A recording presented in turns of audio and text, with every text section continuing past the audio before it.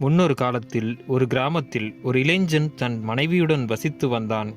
அவன் என்றாவது பணக்காரன் ஆகிவிட வேண்டும் என்று தன் மனதில் எண்ணம் கொண்டிருந்தான். இன்றிருக்கும் அவனது உழைப்பின் மூலம் ஈட்டப்படும் செல்வம் அவன் குடும்பத்திற்கு உண்ண உணவு மற்றும் இருக்க இடம், உடுத்த உடை ஆகியவற்றிற்காக முழுமையாக செலவாகி விடுகிறது என்ற வருத்தம் அவனுக்கு இருந்தது. அவன் நிறைய சம்பாதிக்க வேண்டும், பணக்காரனாக வேண்டும் என்று முடிவெடுத்தான். வெளிநாட்டிற்கு சென்று பணம் சம்பாதிக்கலாம் என்று அவனுக்கு எண்ணம் தோன்றியது. அவன் ஆசையை தன் மனைவியிடம் கூறினான். அவன் மனைவி அப்பொழுது கர்ப்பிணியாக இருந்தாள். இவன் அவள் பக்கத்தில் இருந்து பார்த்து கொள்ள வேண்டும் என்ற எண்ணம் இருந்தாலும் தன் கணவனின் லட்சியத்திற்காக மதிப்பு கொடுத்து அவன் வெளிநாடு செல்ல சம்மதித்தாள். வெளிநாடு சென்ற அவன் அங்கு ஒரு இடத்தில் வேலைக்கு சேர்ந்து கொஞ்சம் கொஞ்சமாக முன்னேறத் தொடங்கினான். பணக்காரனாக வேண்டும், முன்னேற வேண்டும் என்ற ஆசையில் அங்கேயே காலம் பல உருண்டோடின. 20 ஆண்டுகள் அங்கேயே ஓடின. ஒரு நாள் அவன் போதுமாக பணம் சம்பாதித்ததாக உணர்ந்தான். அவன் மனைவியை சந்திக்க வீடு திரும்பலாம் என்று முடிவெடுத்தான். தன் மனைவியை வியப்பில் ஆழ்த்த வேண்டும் என்று நினைத்து அவன் தன் மனைவிக்கு தான் வருவதாக தகவல் ஏதும் கூறாமல் அங்கு செல்ல தொடங்கினான். பல மைல் தொலைவு நடந்து சென்று கொண்டிருந்தான். அங்கு ஒரு துறவி, இங்கு மக்கள் யாரும் ஞானத்திற்காக செலவிடுவதே இல்லை என்று உரத்த குரலில் புலம்பிக் கொண்டிருந்தார். அது அவன் காதுகளில் விழுந்தது.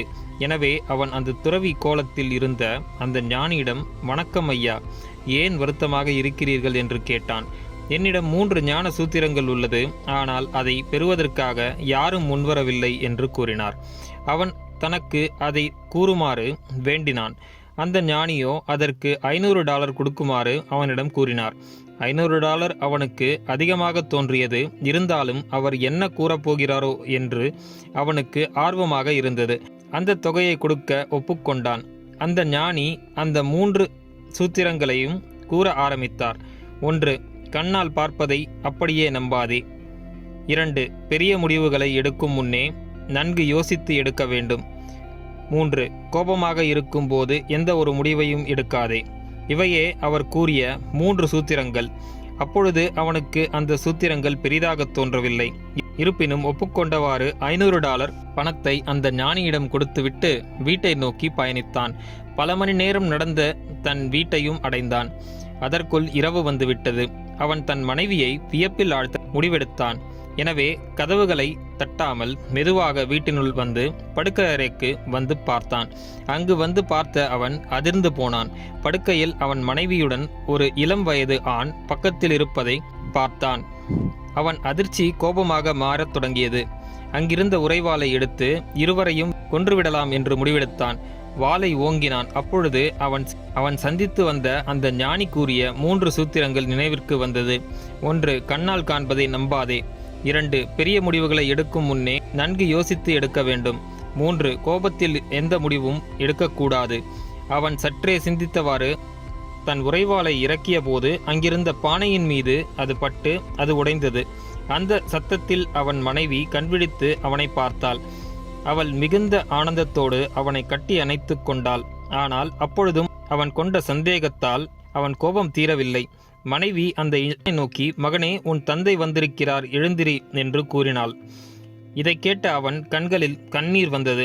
தான் தன் மனைவியை விட்டு செல்லும் போது அவள் கர்ப்பிணியாக இருந்தது. அப்பொழுதுதான் அவன் நினைவிற்கு வந்தது. மூவரும் ஒன்றாக அமர்ந்து ஆனந்தமாக பேசினார்கள். இப்பொழுதுதான் அந்த ஞானி கூறிய 3 சூத்திரத்தின் அருமை அவனுக்கு புரிந்தது. கோபத்தில் அவன் முடிவு எடுத்திருந்தால் தவறாக போயிருக்கும் என்று உணர்ந்தான்.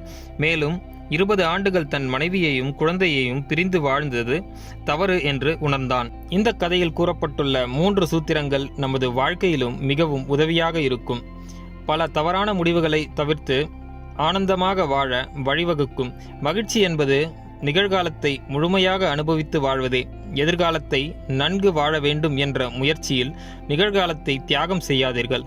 நண்பர்களே, இந்த வீடியோ உங்களுக்கு உபயோகமாக இருந்திருக்கும் என்று நான் நம்புகிறேன். பிடித்திருந்தால் லைக் பண்ணுங்க, நமது சேனலை சப்ஸ்கிரைப் பண்ணுங்க. நன்றி, வணக்கம்.